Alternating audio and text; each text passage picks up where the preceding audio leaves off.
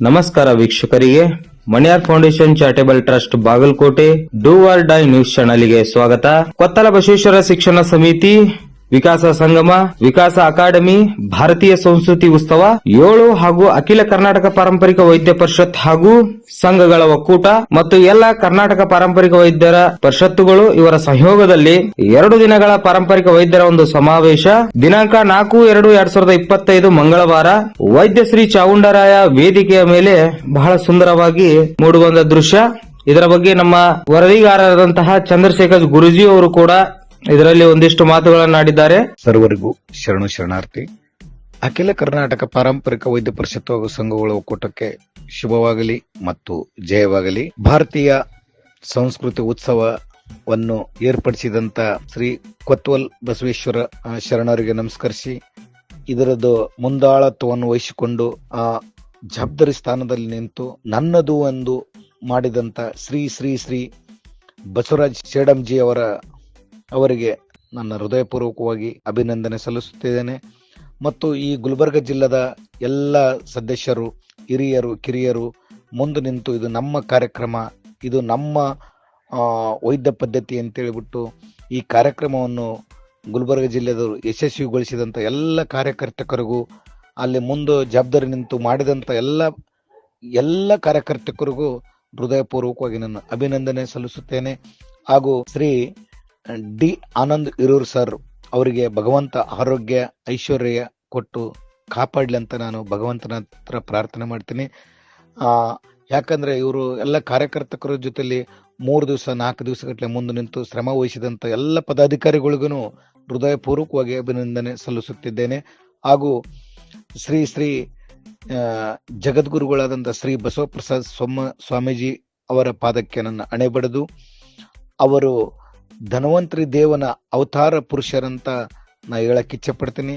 ಅವರು ಭಾರತ ದೇಶದ ಪರಂಪರೆ ಉಳಿಬೇಕು, ಕರ್ನಾಟಕದಲ್ಲಿ ಪಾರಂಪರಿಕ ವೈದ್ಯರು ಉಳಿಬೇಕು, ಬೆಳಿಬೇಕು, ಮುಂದಿನ ಪೀಳಿಗೆಗೆ, ಮುಂದಿನ ಜನಾಂಗಕ್ಕೆ ಅಂತೇಳ್ಬಿಟ್ಟು ನಮಗ ಧನ್ವಂತರಿ ದೇವನ ಅವತಾರ ಪುರುಷರಾಗಿ ನಮ್ಮ ವೈದ್ಯರಿಗೆ ಆತ್ಮವಿಶ್ವಾಸ, ಧೈರ್ಯವನ್ನು ತುಂಬಿ ನಮ್ಮಂತರಿಗೆ ಆಶೀರ್ವಾದ ಮಾಡಿ ಹೇಳ್ತಾರಲ್ಲ, ಅವರ ಆಶೀರ್ವಾದ ನಮ್ಮ ಎಲ್ಲ ಕರ್ನಾಟಕ ಪಾರಂಪರಿಕ ವೈದ್ಯರಿಗೆ ಇರಲಿ ಅಂತ ನಾನು ಅವರ ಪಾದಕ್ಕೆ ನಮಸ್ಕರಿಸುತ್ತಾ, ಮತ್ತು ಮಾರ್ಚ್ 7ನೇ ತಾರೀಕು ಬೃಹತ್ ಸಮಾವೇಶ ವೈದ್ಯರು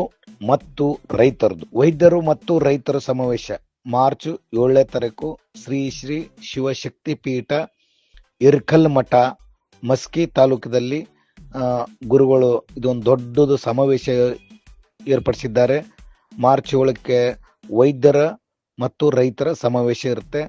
ಮತ್ತು ಇದಕ್ಕ ನಮ್ಮ ಶ್ರೀ ಶ್ರೀ ಕನ್ಯರಿ ಶ್ರೀ ಮಠದ ಸೊಲ್ಲಾಪುರ್ ಮಠದ ಶ್ರೀಗಳು ಬಂದು ನಮ್ಮ ವೈದ್ಯರಿಗೆ ಬೋಧನೆಯನ್ನು ಮಾಡುತ್ತಾರೆ.